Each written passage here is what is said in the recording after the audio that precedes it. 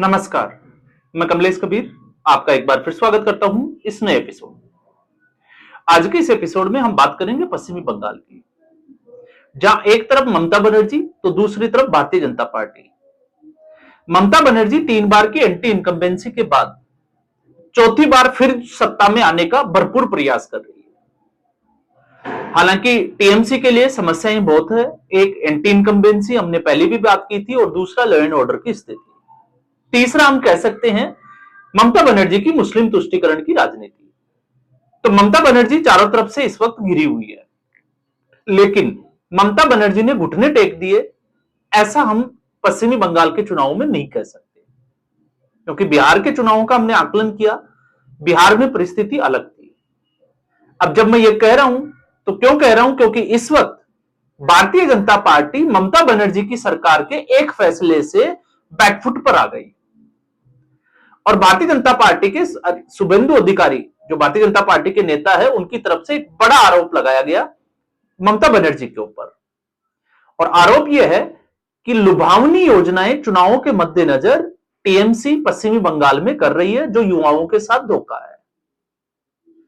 तो हम इस पूरी खबर पर हमारा क्या आकलन है और भारतीय जनता पार्टी क्या करती है, उसके ऊपर भी हम बात करेंगे। लेकिन इस तर्कस में भारतीय जनता पार्टी एक तीर जो है वो अपने साथ फिर जो है वो अपने तर्कस में, या हम कहें कि साथ में ले लिया, और वो है वंदे मातरम। क्योंकि जब वंदे मातरम का सवाल उठता है तो फिर ये जुड़ जाता है बंगाली अस्मिता के साथ।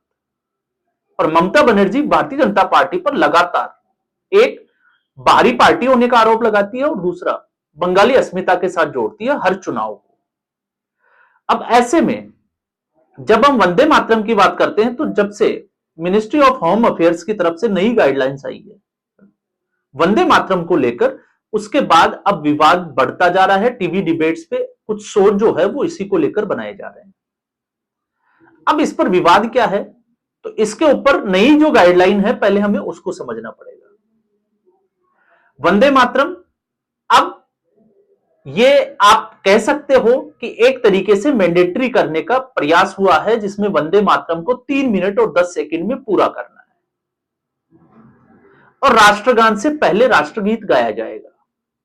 कहां पर गाया जाएगा, कब गाया जाएगा? जब भी प्रेसिडेंट के द्वारा कोई भी सिविल अवार्ड्स दिए जाते हैं, चाहे वो भारत रत्न हो, पद्म भूषण हो, पद्म विभूषण हो, किसी भी तरीके का। हालांकि अभी अगर आप देखोगे तो गैलियंट्री अवार्ड्स को इससे दूर रखा गया है, तो हो सकता है समय समय पर इसकी गाइडलाइंस जो है वो आ सकती है। साथ में जब हम सिनेमा थिएटर्स की बात करते हैं तो सिनेमा थिएटर्स में मूवी के स्टार्ट होने से पहले राष्ट्रगान गाया जाता है, तो उससे पहले राष्ट्रगीत नहीं गाया जाएगा।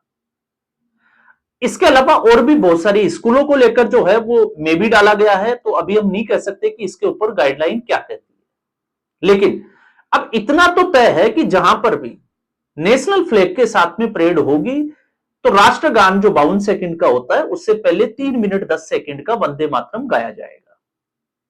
और जब वंदे मातरम गाया जाएगा तो ऐसा नहीं है कि उसके शुरू के 2 पहरे गाए जाएंगे, उसके 6 के 6 स्टेंजा गाए जाएंगे।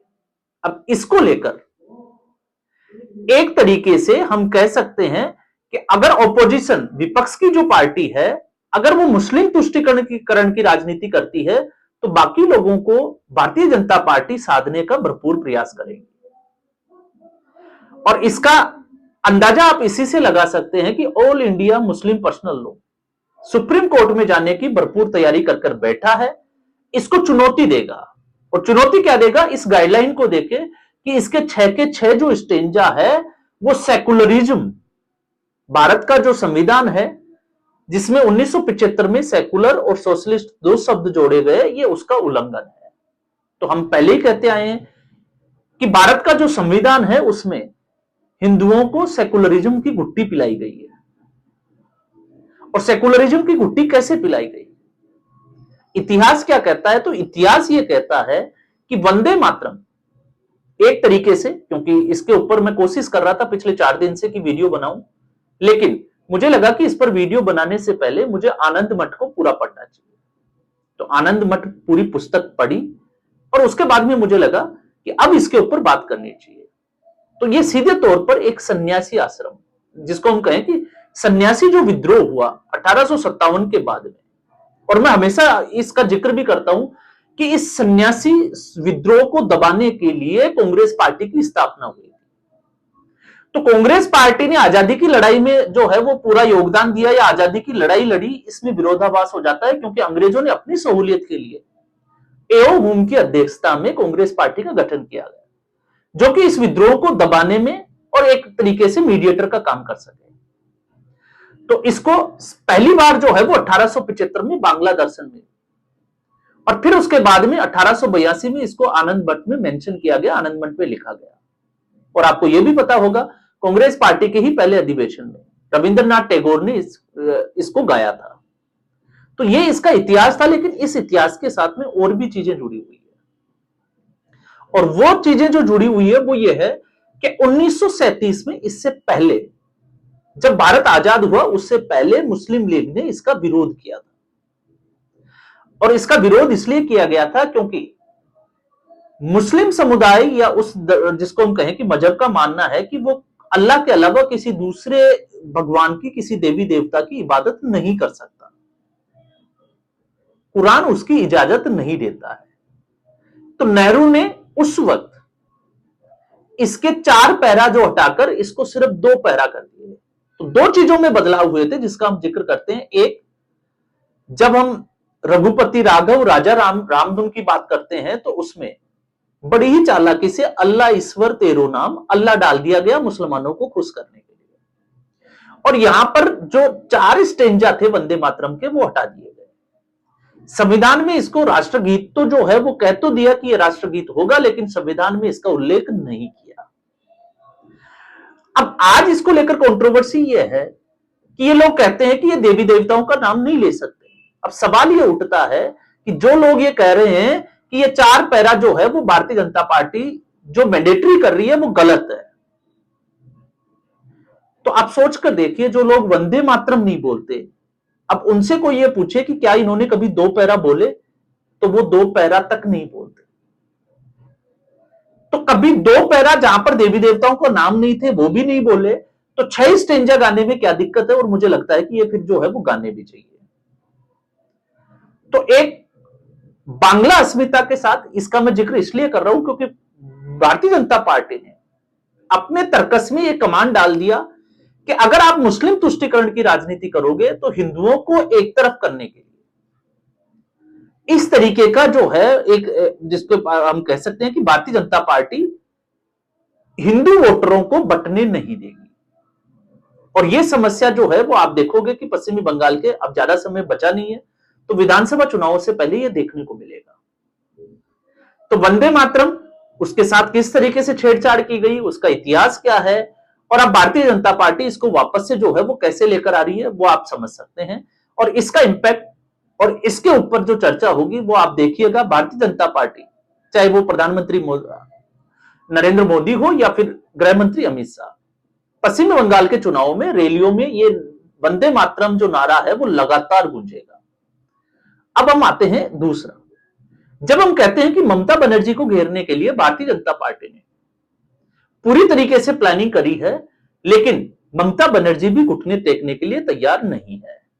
फिर चाहे आप एंटी इनकम्बेंसी की बात करिए, आरजीकर मेडिकल कॉलेज में जो घटना हुई आप उसकी बात कर सकते हैं, इसके अलावा शारदा घोटाले की बात कर सकते हैं, और आईपैक की जो रेड थी उसमें ममता बनर्जी का पहुंचना, आप उसकी भी चर्चा कर सकते हो। इसके अलावा शाहजहां शेख की भी बात कर सकते हो। एसआईआर को लगातार चुनौती दी गई, ममता बनर्जी खुद सुप्रीम कोर्ट पहुंची। तो सवाल यही था, उस दिन भी अब बात कर रहे थे कि आखिर ममता बनर्जी सुप्रीम कोर्ट क्यों गई। तो वो सिर्फ और सिर्फ मैसेज देना चाहती थी कि केंद्र सरकार के सामने वो डटकर खड़ी है, और एक तरीके से मुस्लिम वोटरों को आश्वासन देना कि जब तक ममता बनर्जी की सरकार है तब तक उनका कोई कुछ नहीं बिगाड़ सकता। अब जब मैं ये कहता हूं कि मुस्लिम वोटर, तो मैं बात कर रहा हूं बांग्लादेशी घुसपैठियों की, क्योंकि एसआईआर की प्रक्रिया के दौरान बहुत सारे बांग्लादेशी घुसपैठिए देश छोड़कर चले गए। क्यों चले गए, और उनके पीछे अब अगर आप देखोगे तो बहुत सारे जो है वीडियो फुटेज ऐसे भी आए जिसमें आपको पता ही होगा किस तरीके से उन्होंने आधार कार्ड बनवाया, वोटर आईडी कार्ड बनवाया, फिर उसके बाद में वो सरकारी योजनाओं का लाभ भी लेते हैं, और ये पैसा उनके बैंक खातों में आता है क्योंकि उन्होंने यहां पर बैंक खाते भी खुलवा लिए। ऐसी सूरत में उन लोगों का मानना तो है, वो साफ तौर से जो है वो मंशा साफ दिखाई देती है कि वो यहां से चले जाएंगे। जब चुनाव हो जाएंगे उसके बाद वो एसआईआर की प्रक्रिया खत्म हो जाएगी, उसके बाद वो वापस लौट कर आ जाएंगे। लेकिन उस एसआईआर की प्रक्रिया के दौरान जो चीजें सामने आई, जहां पर 3 लाख से ऊपर कुछ ऐसे नाम थे जो संदिग्ध, और कुछ तो ऐसे थे जिसमें उनके पिताजी का नाम एक ही है या फिर उनकी उम्र का जो फासला है वो 15 साल से ज्यादा नहीं है। दादाजी की उम्र जो है वो 40 साल है, तो आप समझ सकते हैं कि उस वोटर की स्थिति क्या होगी। क्योंकि अगर 15 साल के व्यक्ति के या बच्चे के भी अगर कोई बच्चा पैदा होता है तो 40 साल के अगर दादाजी है तो 25 साल के उनके पिताजी, और 25 का 15 अगर माइनस करें तो 10 साल का लड़का वोटर कैसे हो सकता है। और सुप्रीम कोर्ट ने तो साफ कर दिया कि वो एसआईआर की प्रक्रिया को रोकने नहीं देगा, एसआईआर की प्रक्रिया होनी चाहिए। तो अब ऐसी स्थिति में ममता बनर्जी ने एक और योजना, जिसको हम कहें कि चुनाव से ठीक पहले, जिस तरीके से, याद करिए, बिहार में नीतीश कुमार ने महिलाओं के लिए 10,000 की जो स्कीम लेकर आए थे, ठीक ऐसे ही ममता बनर्जी ने बेरोजगार युवाओं के लिए एक योजना लागू करी है, और उस योजना के लिए बजट भी तय किया है, आवंटित किया है लगभग 5,000 करोड़ का 6 फरवरी को। और इसमें सीधे तौर पर 28 लाख के आसपास 27,80,000 युवाओं को लाभ देने का पूरा प्लान, और उसके लिए शिविर लगाए जा चुके हैं। लाइनें लगी हुई है, खबरें जो है वो लगातार आ रही है। तो एक इस तरीके से आप समझ सकते हैं कि ममता बनर्जी किस लेवल तक केंद्र सरकार के साथ लड़ाई लड़ रही है। अब इसको लेकर शुभेंदु अधिकारी, जो भारतीय जनता पार्टी के नेता है, उन्होंने एक बड़ा आरोप भी लगाया कि ये लोक लुभावनी जो है वो योजना है, युवाओं के साथ धोखा है। हालांकि यहां पर जब हम बात करते हैं योजनाओं की, तो एक सत्ता दल और विपक्ष, क्योंकि राहुल गांधी ने तो 72,000 की एक, जिसको हम कहें कि स्कीम की घोषणा की थी कि वो अगर सरकार में आएंगे तो किसानों को इतना देंगे। लेकिन जब हम इस सवाल का जवाब ढूंढते हैं तो फिर जवाब ये मिलता है कि डिलीवरी पे भरोसा नहीं है, क्योंकि राजस्थान में सरकार थी और 10 दिन में जहां किसानों का कर्जा माफ करने की घोषणा की गई थी, वहां पर कर्जा माफ नहीं हुआ। तो राहुल गांधी की इन बातों पर भरोसा नहीं हुआ। लेकिन ममता बनर्जी तो यहां सरकार में है, सत्ता में है, और अगर वो 1 अप्रैल से ये देती है तो आप समझ सकते हैं कि ये युवाओं के लिए या युवाओं को लुभाने के लिए टीएमसी का जो ये जिस तरीके से एक चाल थी वो किस तरीके से कामयाब, क्योंकि चाल में इसलिए कहता हूं क्योंकि जितनी भी जो इस तरीके की योजनाएं होती है वो फ्री बीज की रेवड़ीज होती है। अब भारतीय जनता पार्टी भले ही ममता बनर्जी के ऊपर आरोप लगा दे, लेकिन भारतीय जनता पार्टी भी जहां पर सत्ता में है वहां पर ठीक इसी तरीके की योजनाएं लेकर आ रही है। एक होती है सोशल वेलफेयर स्कीम, जैसे हर घर शौचालय, उज्ज्वला गैस योजना, आप उसकी तुलना नहीं कर सकते। फ्री बीज की अगर आप बात करते हो तो जैसे 300 यूनिट या 200 यूनिट बिजली फ्री करना, क्योंकि उसकी रेट कम की जा सकती है, कुछ सब्सिडी के तहत पे कुछ छूट दी जा सकती है, लेकिन बिल्कुल मुफ्त करना, आप समझ सकते हैं कि किस तरीके से आर्थिक तौर पर नुकसान पहुंचाती है। लेकिन सवाल यह है कि भारतीय जनता पार्टी इस योजना को काउंटर कैसे करेगी। हालांकि भारतीय जनता पार्टी ने इसका तोड़ निकालने का भी प्रयास किया, क्योंकि 2013 में युवा श्री नाम से ऐसी ही एक योजना और लाई गई थी टीएमसी के द्वारा, जिसमें 17 लाख आवेदन तो आए थे, लेकिन क्या उन आवेदकों को लाभ मिला, डिलीवरी हुई? क्योंकि 2017-18 में उसको पूर्णतया समाप्त भी कर दिया गया था।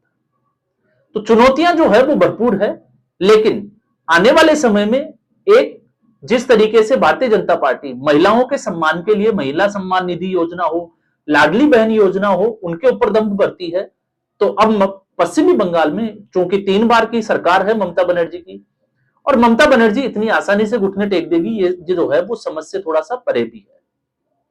तो स्थिति यही है कि आने वाले दिनों में वंदे मातरम और इस युवा श्री योजना, जो युवाओं के लिए, बेरोजगार युवाओं के लिए लेकर आई है ममता बनर्जी, इसकी आवाज जो है वो हर रैली में जरूर गूंजेगी। तो आज के एपिसोड में बस इतना ही। उम्मीद करूंगा वीडियो एपिसोड आपको पसंद आया होगा। वीडियो को लाइक करें, शेयर करें, चैनल जरूर सब्सक्राइब करें। धन्यवाद।